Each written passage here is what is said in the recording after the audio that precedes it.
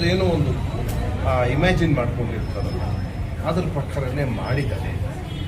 ಅದರಲ್ಲಿ ನಾವು ಒಂದು ಪ್ರಮುಖವಾದ ಪಾತ್ರ ನಾನು ಮಾಡಿದ್ದೀನಿ. ಆದರೆ ಒಬ್ಬ ಪಾತ್ರಧಾರಿಯಾಗಿ ಒಬ್ಬ ಕಲಾವಿದನಾಗಿ ಆಡ್ತಕ್ಕಂತಹ ಒಂದು ಮಾತು ಏನಪ್ಪ ಅಂದರೆ, ನಮ್ಮಲ್ಲಿ ಹೇಳ್ತೀವಿ ಯಾವಾಗಲೂ ದಡದ ಆ ಕಡೆ ಅಂದರೆ ನೀರಿನ ಆ ಕಡೆ ಇರೋದು ಯಾವಾಗಲೂ ಸುಂದರವಾಗಿ ಕಾಣುತ್ತೆ ಅಂತ. ಅದೇ ಮಾತು ಇಲ್ಲ ಅನ್ವಯಿಸುತ್ತೆ. ನಾನು ಏನು ಕೆಲಸ ಮಾಡಿದ್ದೀನಿ ಅದು ನೀವೇ ಹೇಳಬೇಕು, ಅದ್ರ ನನ್ನ ಬಗ್ಗೆ ನಾನು ಹೇಳ್ಕೊಳಕ್ಕಾಗಲ್ಲ. ಇಡೀ ಚಿತ್ರದಲ್ಲಿ ನನಗೆ ಒಂದು ಸೀನು ನನ್ನ ಬಗ್ಗೆ ಓಹೋ ಪರವಾಗಿಲ್ಲ ಅಂತ ಅನ್ನಿಸ್ತು, ನನ್ನ ಬಗ್ಗೆ ನನಗೆ.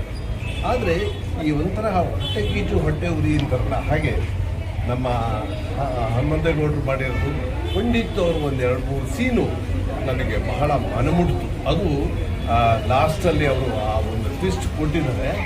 ಅದು ಆ ಥರ ಟ್ವಿಸ್ಟ್ ಕೊಡ್ತಾರೆ ಅಂತ ನನಗೂ ಗೊತ್ತಿರಲಿಲ್ಲ. ಬಹಳ ಉತ್ತಮವಾಗಿ ಬಂದಿದೆ, ಒಳ್ಳೆಯ ಪ್ರಯತ್ನ ಪಟ್ಟಿದ್ದಾರೆ.